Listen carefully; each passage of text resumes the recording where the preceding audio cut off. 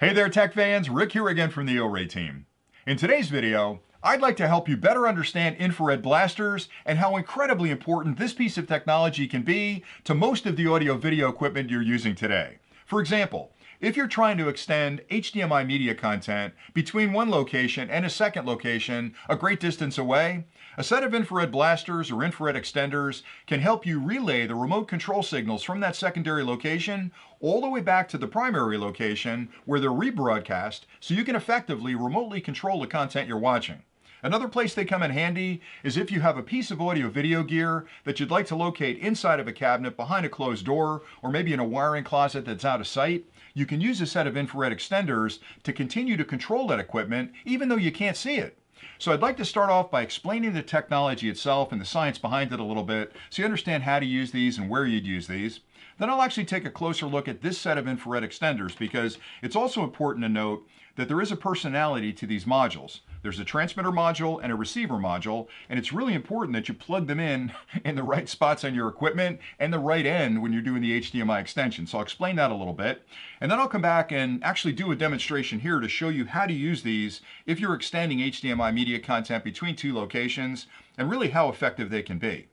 So the science behind this technology has been around for a while. It's not that complicated. They're infrared extenders, which essentially means they can extend an infrared signal digitally between two locations, whether that's outside a cabinet, inside a cabinet, or between two disparate locations in the HDMI extender example. And really what you're extending is the infrared signal out of your remote because most remote controls generate an infrared signal. Now there are RF remotes out there. You don't need these for an RF remote, but most remotes are using infrared. And essentially what happens is when you push a button on your remote control, it generates a unique digital code that's then broadcast out of this infrared transmitter on the front as a series of light pulses, infrared pulses, that are sent across the room, and they spread out across the room.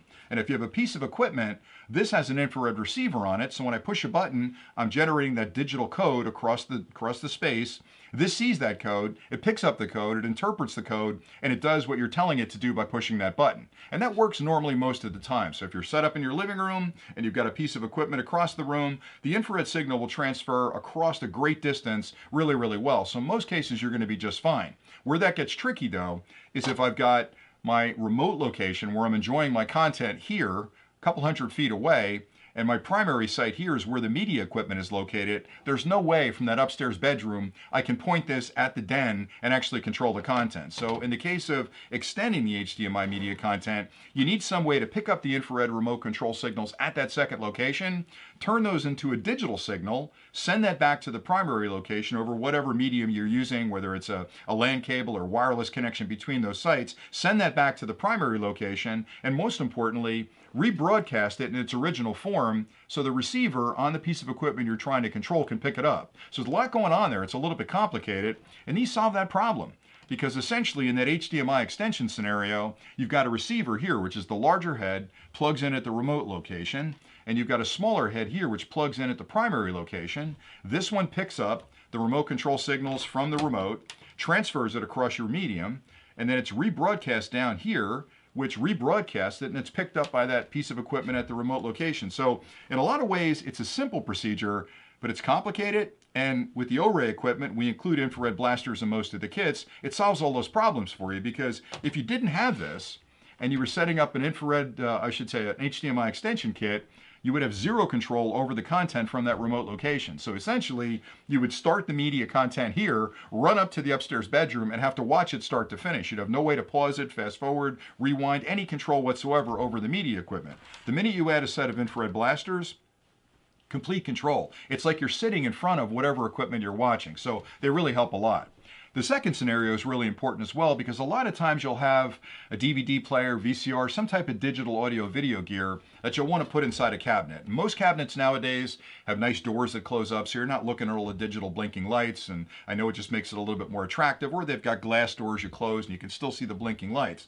The problem is infrared signals don't go through glass. They don't go through wood. So if you close that door in front of the infrared pickup on that piece of equipment, you can push these buttons all day long. It's not going to affect the equipment. So in that case, a simple fix would be if that piece of audio video gear has an infrared extender port on it, which most of them do, you can use an infrared receiver like this, you'll sticky this to the outside of the cabinet so you've got the ability to pick it up. It'll transfer that infrared signal digitally because it's got a little pickup in there that converts it again to a digital signal through this 3.5mm plug, which plugs into your audio video gear, so you can close the door because the part of that piece of gear that needs to receive the signals from the remote is now effectively outside the cabinet. So in both those scenarios, an infrared extender kit like this, or O-Ray calls them infrared blasters, really helps you extend the infrared signal to places where you normally couldn't see it because you're blocked by a door or a piece of glass or great distance between those two locations. So it's a really simple setup, but incredibly important. And when you're searching for an HDMI extension kit,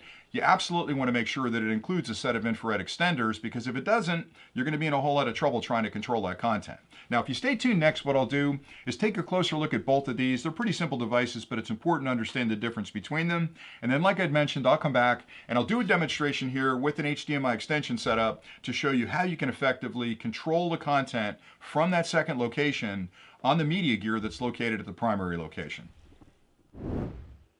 Infrared blaster kits include two different styles of modules, a transmitter module and a receiver module. And even though they may look similar and have similar connections, they perform different functions technically, so it's really important you understand the differences between them and can recognize which is which, so you know where to plug them into your equipment correctly. Now in front of me I have two different styles. That's an older version, that's a newer version, and they may come labeled as infrared in, infrared out, or they may come unlabeled like this. So always check the bag they come in to see if there's a label on the bag, or check the manual. You may see a diagram that describes the infrared in versus the infrared out. But with the older versions, typically, you'll notice the heads are different sizes. The larger head is typically the receiver, and the smaller head is typically the transmitter. And that makes sense because the receiver has to have a very wide field of view to be able to pick up all the infrared signals, to transfer those to the smaller receiver to be rebroadcast to control your media equipment. Now with the newer style, they're obviously labeled, so you have infrared in on this one and infrared on that one. Now normally what you'll do is plug in the infrared receivers, these guys, where the remote control is located, because you want to pick up those remote control signals and transfer those to the primary site in the case of an HDMI extender. The infrared out or the infrared transmitters are plugged in where the media equipment is located, because you're picking up the signals here, sending them across your connection, and then rebroadcasting them out this end. So these are typically where the media equipment is located, and these are where the remote control is located, where you want to have control over that media. And you just simply plug them into the equipment and they'll operate just fine. If you can't figure out which is the transmitter and which is the receiver, plug them in based on your best guess. If it doesn't work, just change positions and they'll probably work fine for you. Now I'd like to do a short demonstration to show you exactly how these infrared blaster kits work. And for this demonstration, I've set up a really basic O-Ray HDMI extension kit here in front of me, which allows me to share content from one location with a second remote location hundreds of feet away over a simple LAN cable. At the primary site, I've set up a small media player that's currently looping a video on this monitor, and I've got that connected to the transmitter module, which is sending that across this LAN cable to the receiver module for display on this monitor. And you can see they're in sync. Now, normally, if I'm at the remote location, because I'm using an infrared remote control, there's no way that I can control the content that's being generated by a media product on this side without some type of IR extension. And I've got the infrared blasters plugged in. Here I have the receiver module, and here I have the transmitter module. And essentially what happens is, when I push a button on this remote, it's sending an infrared signal to the receiver, it's picking up that signal, it sends that to the receiver here, that changes that infrared signal into a digital signal, which it sends across that LAN cable to the transmitter module, which then converts it back into an infrared signal to be broadcast out of this transmitter and picked up by the receiver in here. So there's a lot of technology going on, but it's an incredibly simple system to use. So I'd like to show you how I can remotely control the content here from this remote location. But then I was thinking, I can't really show that just by hitting a button on the remote because infrared signals are going to permeate the room, so certainly the media player is going to pick it up, and that's kind of cheating. So the only way to really do this is to isolate the media player and the transmitter module in some type of enclosure. And I thought, what better way to do that than to use the box that the HDMI extension kit came in. So I'm going to actually take the media player and I'm going to take the transmitter module, put them both inside this box, and I'm going to close it up. And it's going to be completely dark inside there. So now there's no way that this remote control, because it's infrared, can get inside that box to control the media player. The only way those signals are going to get inside that box is by being picked up by the receiver, transferred to here, turned into a digital signal, sent across the LAN, turned back into an IR signal, and broadcast inside that box. So let me hit the 1 button, and you'll notice right away, I pick up the menu. I can stop the video. I can start the video. I have complete control from this end over the media content that's located at the primary site.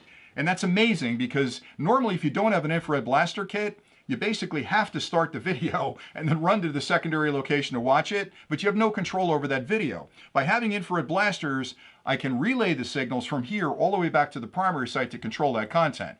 That same feature is available if you're locating this inside of a cabinet, which is essentially what I've done here, is I put it behind some opaque surface where the infrared signals can't penetrate. You can locate this outside of your media cabinet, plug that end into your audio video gear, and still use your infrared remote control even though you can't see the equipment. So it's a pretty incredible system to use, and it works really, really well. So I hope you found this helpful, and until next time, thanks again for watching.